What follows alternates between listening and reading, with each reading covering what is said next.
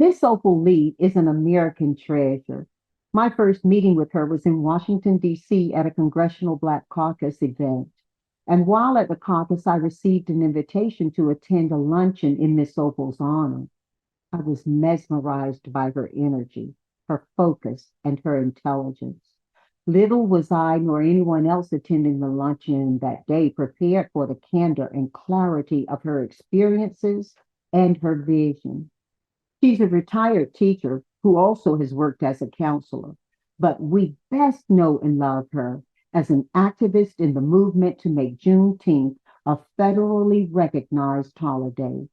Through her steady and hard work, she witnessed President Joe Biden sign Senate Bill S 475 that made Juneteenth the 11th federal holiday of the United States of America. It is my honor and blessing to have Miss Opal Lee, the grandmother of Juneteenth, present to share her journey, her vision, and herself with us now.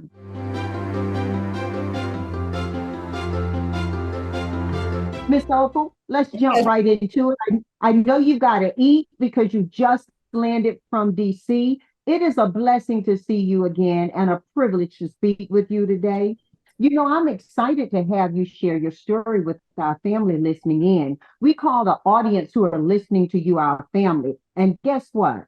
They are 70% women, 30% men, and all of them are young people who can benefit from what you have to talk about. So, at Bless you. first, yes, ma'am.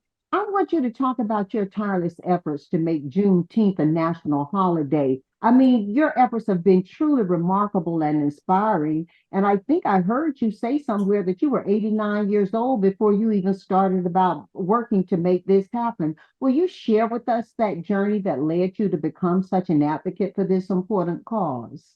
Well, I'd have to go back a long way and tell you at 89, I had four grown children. I'd gone to colleges and universities. I had taught school. I taught third grade so long I was beginning to act like them. So they gave me another position.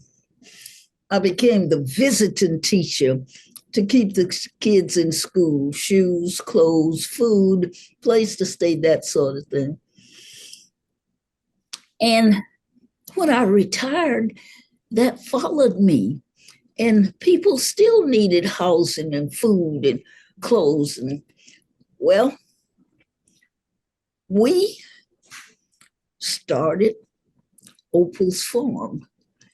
And that was because we had a food bank. Had a food bank, it burned. I was a part of that one. And there was this huge complex behind my house that was up for sale. And so I had nerve enough to ask for it. And those people leased it to us for $4,000 a month. And I nearly had a hemorrhage. Where are we going to get any $4,000? But we paid it for 11 months. And the month we didn't have it, they came to us and says, you seem to be doing a good job in this neighborhood because we've heard you're feeding 500 families a day. And so they gave us that $1.3 million facility. Oh, we would, well,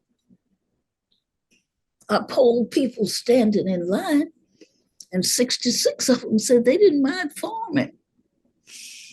And so we chose to work with the people who'd been incarcerated and couldn't find jobs. And Tarleton State was willing to give them accreditation. And the time they served will not be time lost. But if you've been in a penal system in Texas, you've been on a farm. So here I am, 89 years old, thinking that there's got to be something else I should be doing. And I thought about Dr. Ronald Myers, who's a medical doctor, a minister, and a jazz musician all rolled into one. And Doc was adamant about Juneteenth becoming a national holiday. So I guess a little of him rubbed off on me because I decided if a little old lady in tennis shoes was walking from Fort Worth to Washington, D.C., 1,400 miles, somebody would take notice. And they did. We began the walk September 2016, and we actually got to Washington January 2017. We had asked President Obama to walk with us from the Frederick Douglass House to the Capitol, but he was in Chicago. I didn't get what I wanted. But P. Diddy helped us get 1,500,000 signatures that we took to Congress. And we were ready to get that many more when we got a call. My granddaughter got a call to go to the White House and see the president sign Juneteenth into law. Oh, girl, I was so happy. I could have done a holy dance, but the kids say when I try, I'm twerking, so they did. Well, a lot of people did a holy dance when it was enacted into law. Right. I got to tell you that. All right. So, Miss Opal, Yeah. take a bite of rice while I ask you this, okay? Take your bite of rice if you want to while I ask you this. When you were 12 years old, a group of hundreds of white people in Fort Worth burned your family's home to the ground. Now, you've said in other interviews that your parents never once discussed that terrible experience with you. If you had to guess what your parents were feeling about that experience, what do you think you'd say in terms of how that night impacted your mother and father? I know that it was devastating. I know it was. But do you know they worked like Trojans and bought another home? And that's where I finished high school at 16 on Terrell Avenue, 926 East Terrell. They didn't give up.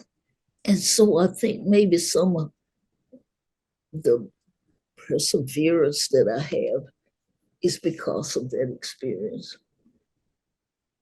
They didn't. Well, you know, it was just something, and it was happening to neighbors all around us. There were neighbors who stayed up nights with guns. And some minister in this neighborhood where I live shot out and hit one of them's car, scattered them, you know. It finally died down, and they began to accept the fact that we were going to live next door. mm, mm, mm. Well, you know, Miss Opal, there are a lot of young people today who have so much access to information, but they don't often connect beyond their own inner circles. You're a leading voice in the fight against racial injustice. What advice can you give to these young people or any people and communities who want to create lasting change and promote the equality you've worked so hard for? I'd suggest to them that they make themselves a committee of one. We can't depend on the government, the city, and the somebody else. But make yourself a committee of one to change somebody's mind. We know people who aren't on the same page we are on. Change their minds. Now, it's going to take some doing because it's not going to happen in a day. Going to have to work at it. And if people can be taught to hate, they can be taught to love. And I think that's our responsibility. Wow. Wow. Well, on October 7th, you're going to be celebrating your 97th birthday. What a gift you've been and continue to be to our world. How are you feeling? And do you have any health or beauty tips for us you want to share? I tell you what, I'm going to say it. I've got, don't tell them, but I call them handlers. They get my nails done, they get my hair fixed, they pick out my clothes. I told them, I think you all think I'm a black Barbie doll. I'm an old woman. I'd like to do some of that for myself, but I'm purring like a kitten, enjoying it. I really am. Oh my goodness. Oh my goodness. And you know what? I know they enjoy it too. They love you. Just seeing the glow on their face when you're talking and sharing and teaching, it's worth millions. Um, your determination to walk from Fort Worth, Texas to Washington, D.C. to raise awareness for Juneteenth is remarkable. Share with us a little bit about what that walk was like. It was fantastic in that everybody was so nice to me. Oh, you need to know that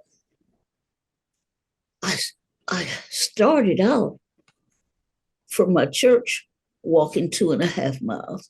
And that was to symbolize that the enslaved in Galveston, 250,000 of them, didn't know they were free for 2.5 years after that Emancipation Proclamation. So I decided to walk this 1,400 miles, and I left my church and proceeded to walk the 2.5 miles. And the next day I got up and started where I left off, which means I walked through Fort Worth, Arlington, Grand Prairie, Dallas, Box Springs, Joplin, when my team said, you won't be doing it like that, because somebody had offered us an RV so I could rest, wouldn't have to go back home. But they decided what I was doing was too political, and they kept their old RV. But I never missed a beat. I was in Shreveport. Somebody there carried me to Texarkana. Somebody there carried me to Fort Smith. Somebody there carried me. I was all over St. Louis, Colorado Springs, Denver. I was in Atlanta. If I tell you, I was all over the place. So if I left September 2016, I actually got to Washington January 2017. And I told you already that I expected President Obama to walk with me, but it didn't happen. But did I tell you, P. Diddy helped me get 1,500,000 signatures. And we took those to Congress. And we were ready to take that many more when we got the call to the White House. Oh, I was humbled. I was overjoyed. I didn't know what to expect. And even now, I pinch myself to see if it really happened. And it did. I watched the President of the United States sign Juneteenth into law, federal law. Oh, how glad I was. And how thankful I was. I was so thankful that all the people who had participated all these years, because we've been trying over 40 years to get that done. And Dr. Myers, did I mention him? Yes, you did. Yes, you did. You said he had that idea and you caught fire with it. Yes. Let So, me ask you this, uh, Miss Oval. Miss Oval, let me ask you this. Why is it essential for all Americans or people across the world, really, regardless of background, to understand and commemorate along with us Juneteenth? Why is it essential? they simply are still thinking that it's a Texas thing, and it's not. And it's not a Black thing. Freedom is for everybody. And if I could get that over to them, and we're not free yet. We've got the joblessness and homelessness and health care that some people can get and others can't. And climate change that's our own fault. And if we don't do something about it, we're all going to hell in a handbasket. So our Bible tells us that we are our brother's keeper. So we have to look out for each other. We have to do what we can. And my grandparents and my mother, they were staunch believers in helping others. My grandfather would bring somebody to my grandmother, and they had 19 children, 3 sets of twins. And he'd bring somebody else to her and say, Matsy, find him a place, give him some food, put some clothes on his back. He'd do that. And when my mom married and moved to Marshall, do you know he'd send somebody up there to her and tell her, look after them till they can get on their feet? So I guess it's in my DNA. I just gotta help. I do. Mhm. Miss Opal, you've dedicated a significant part of your life to education, and you worked as a teacher for decades, as we just talked about. Mhm. How do you see education playing a role in empowering communities and promoting social justice? There's a lot of attention across the United States right now about budgets, about how we teach history. What's your perspective truly on how education will work to promote social justice now? Well, I want people to know our history, the good, the bad, and the ugly. Because when we were freed, we hadn't been able to learn to read and write or have an education of any kind. And so that was paramount. When we were freed, schools were started for us. And we learned how important it was to build for ourselves, to have land, to have jobs, and start businesses. We had to do that all at once, you know? And so I feel now that we have amenities that we should take advantage. Oh, I hope parents insist that their children go and learn, because this next generation is going to be the ones to get us out of the quagmire we're in. It's going to be left up to them. And we need to educate them. I could say it all day long: educate, educate, educate, because it's so vital. And I think the youngsters, if they listen to their grandparents, their great grandparents, know what happened actually, because in these days they're taking books out of the schools. That's ridiculous. People don't know where they're going if they don't know where they came from. And the youngsters don't need to repeat what has gone on before. So I'm one of those old ladies that talk about education every chance I get. Mm, mm. Well, Miss Opal, your resilience and your unwavering commitment to the cause of social justice continues to be remarkable. How are you maintaining that positive mindset? And how are you staying focused in the face of adversity? You, there's a God up there that I pray to, and he's seen me through some awfully rough spots. And I believe he'll do that for everybody else. And so I say, pray, pray. Realize, even if you are having a rough time, that it's not going to last always. That we must remember what we've come through could not, and where we're going could not be nearly as hard. And we have to think in those terms that we are going to arrive.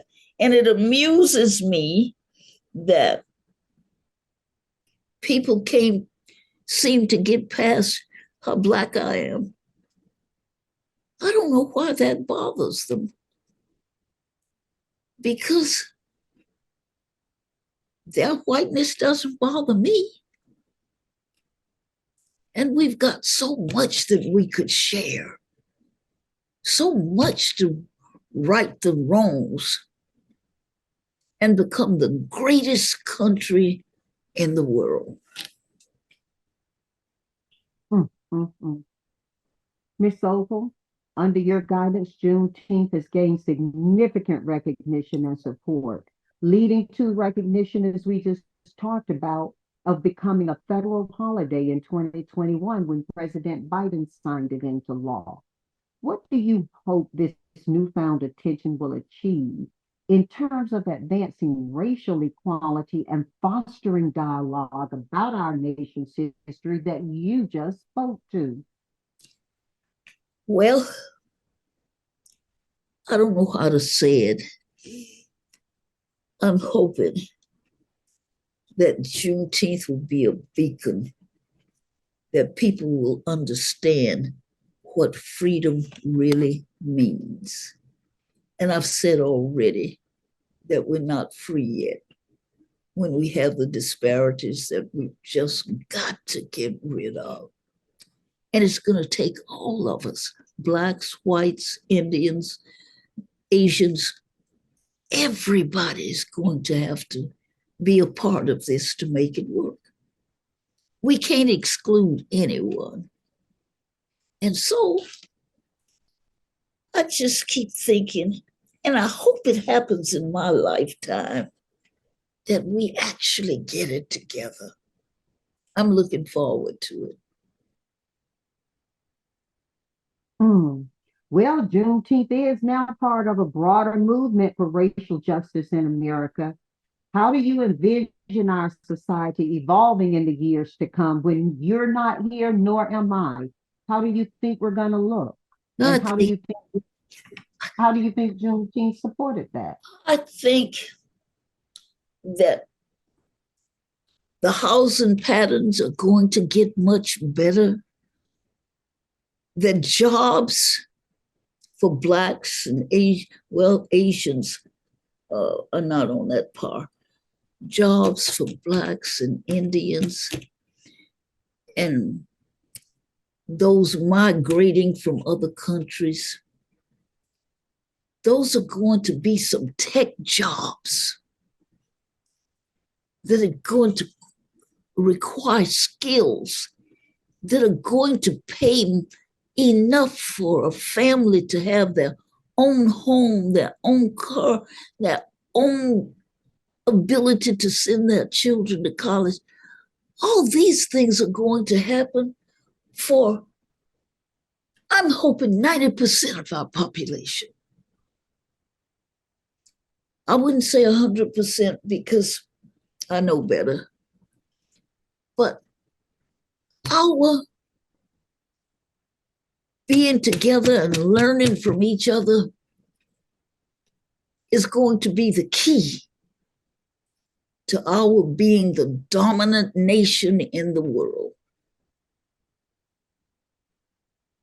That's a big statement right there. And it's one that allows me to not only thank you for this conversation, but invite you now to play my little game I call 4 for 4. Okay. So, Miss Opal, I'm going to ask you 4 questions and you give me 4 answers to each of those questions. I'm the teacher now, and you're the student. Ooh. All right. Yes. Miss Opal Lee, my first question is, you get to invite 4 people to dinner from any time in history to present. Who's at your table? Ooh. Oh no. Ooh. I'm gonna invite Obama. Okay. I'm gonna invite Martin King. Okay. I'm gonna invite Sojourner Truth. All right. And I'm gonna invite Edelman. What is her first name? Edelman. Oh, she's done so much. Right, Edelman. Right, Edelman. Yeah. Okay. Oh, and why are you inviting them to the table? Because they've got some wisdom that I hope they'll impart, that they'll be able to tell me about, and I can share it with some others. Is that okay? That's absolutely okay. You're talking about Marion Wright Edelman, correct? Yes. Yes. Yes, yes, yes. Okay, well, that will be wonderful because she was an activist like yourself. And I think you Children. two ladies. Oh, she's learned so much about children. And I need some of that wisdom. Well, I'm sure that you have it, Miss Opal, but thank you. Let's go 2 for 4, okay? Miss Opal, what 4 pieces of music are you listening to these days and why? By the way, your nails look fantastic. Oh, thank you, thank you, thank you. Oh, gee. I don't know that I'm going to be able to answer that because music is a love. I can't carry a tune in a bucket, but I love music. And Swing Low, Sweet Chariot. I think that's a song that carried slaves through, and they used it to get people from one place to another. Swing Low, Sweet Chariot. And Yeah, a lot of young people listening right now will know that tune. Can you sing a little bit of it to help them know it? Girl, I can't sing. Swing low, sweet chariot, taking me home. Swing low, sweet chariot. Mm-hmm, mm-hmm, mm-hmm. I can't sing. Yeah, they say, I looked over Jordan. And what did I see? Coming for To carry me home. Oh, me coming for to carry me home. I can't remember my own name. But back in slave days, when you weren't allowed to talk with each other or read or write, songs were the form of communication, and they carried code a lot of times. That band of angels and looking over Jordan were messages to people about which route they take and who'd be there to help them along the way. Wasn't it, Miss Opal? Yes, love. Yes, yes, yes. And another one. Let's see. Music. I love the music. I can't think of the songs, but Cab Calloway used to do something called Heidi Ho. You remember that? I don't remember it, but I've heard about it through history. Hi, hi, hi. Yeah, yeah. I like that too. I did. I don't know. And who is this child? Oh, I can just see all kind of people who sing. Um, Mahalia Jackson. Oh, she could sing beautifully. Any favorite one? Any Oh, favorite one that she sang? I'm trying to remember because they were all so good. Mahalia Jackson. Mm, mm. And who else? Who else? You got one more. You're doing all right, on this game. You know you're winning this game. Oh no, I don't. No, I don't. Music's not my forte. Oh, um, hey,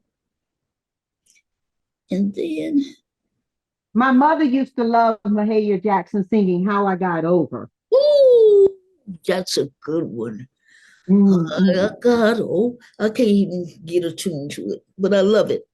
That's a good one. mm-hmm, And mm-hmm. um, let's see, somebody else.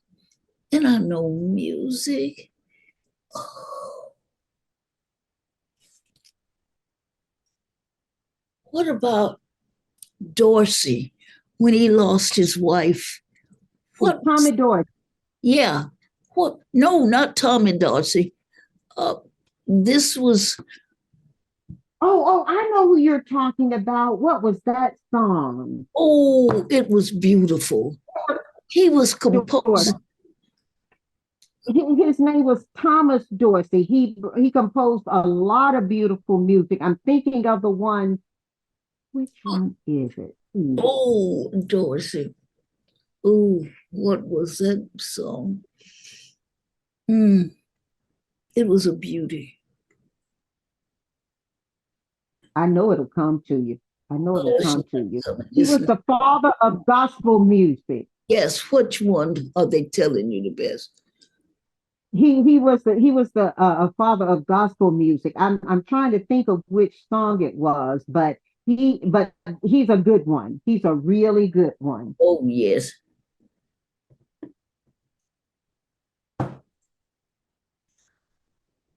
Did you think of the one you like? Well, I've got the one in mind, I but think the one you're thinking about is "Take My Hand, Precious Lord." yeah. Mhm. Yeah. Take my hand, precious Lord. Yes. Uh-huh. Precious Lord, lead me on. Precious Lord, lead me on. Uh, through the storm, through the night, lead Yeah. me on. Uh-huh. Mhm. Yes, okay. I'll listen along with you. Let's go 3 for 4. What 4 books do you recommend that our family read and why? I've just reread A Tree Grows in Brooklyn. Mhm. And I read it years ago. But the, I don't know whether I'm going to say tenacity that that young lady exhibited and the family structure and how much she loved her father, even if he was not doing the things that he should as a father and a husband. And her ability to go to school where she wanted to, even if she had to give an address that wasn't her own. Oh, the girl had things going for her. I really enjoyed that book. And another book. And I like to read. And of course, you were asking me about books, and I can't think of a thing. Let's see. I bought a couple of books today and don't even Mhm. remember the name of the cotton picking books I bought. Um, ooh, wee. I know one book that you recommended to us when we were at the Congressional Black Caucus. You told us We were all looking so pretty. You were glad for us to be there at that lunch to celebrate you. And you recommended the Bible to us. That's one that we can keep reading over and over. That very well. Ooh, I am ashamed of myself. Please don't be. And I got acres of books. I've got acres of books. And I'll run and get one that I'm reading now. Let's see. I just finished some slave stories. Mm-hmm. I don't know the name of the book, but I remember how a child was given to a mistress, and how close these people had to be. In fact, when the woman took her to the store, she put a collar around her neck and led her around like she was an animal. Oh. I read about how there was a mistress of a house, and one of the slaves was called Big George. Mm. When the master was away, the mistress would call Big George up to her bedroom. She said she wanted him to move some furniture around. And the girl who was telling the story says she never ever saw any furniture that was moved. And George, she never even could think of what could actually be going on.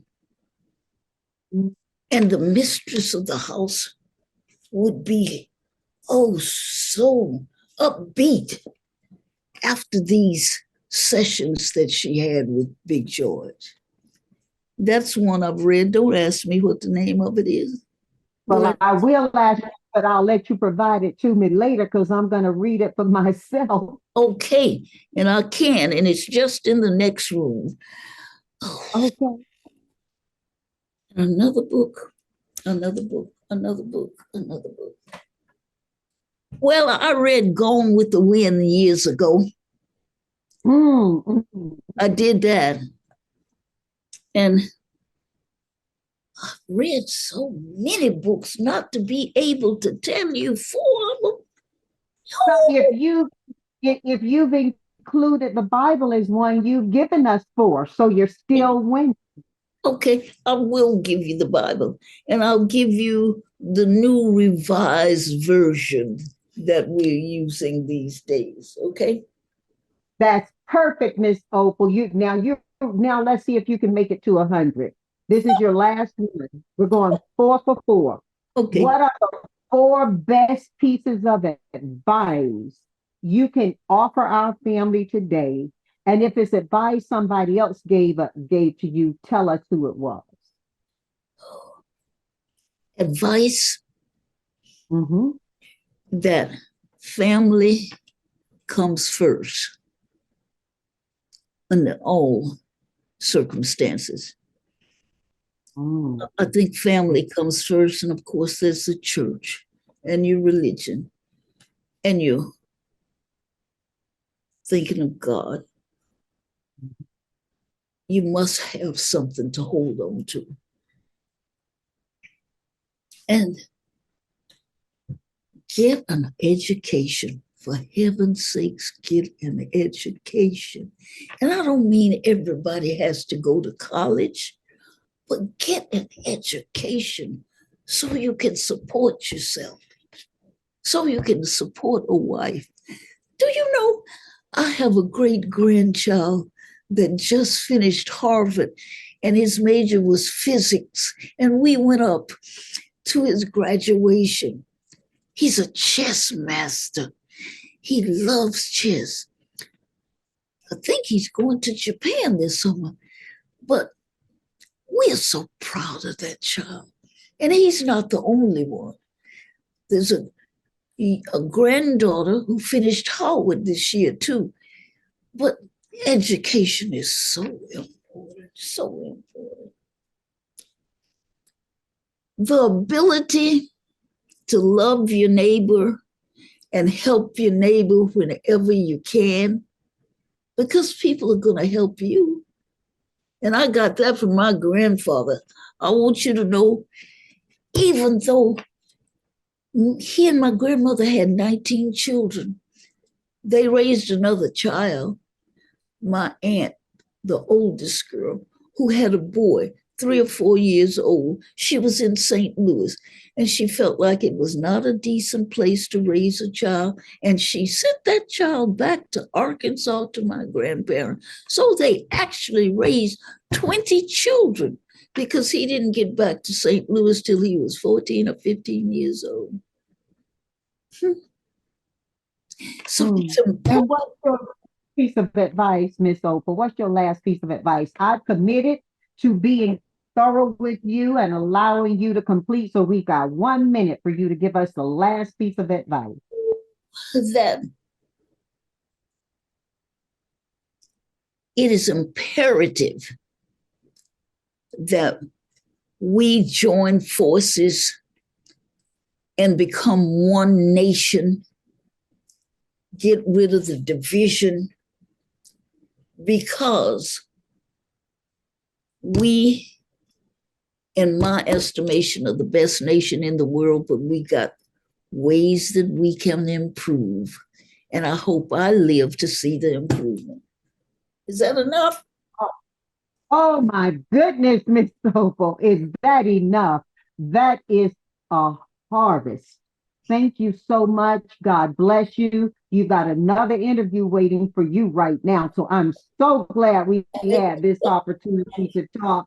Stay well, and I look forward to seeing you soon. All right. Wish you could come and walk with us at 2.5 miles that we're going to do on the 19th. We're still doing that, walking, symbolizing that the enslaved in Galveston didn't get free for 2.5 years after the emancipation. Well, thank you from my heart to your home. God bless. Thank you, love. Thank you, thank you, thank you. Thank you, thank you.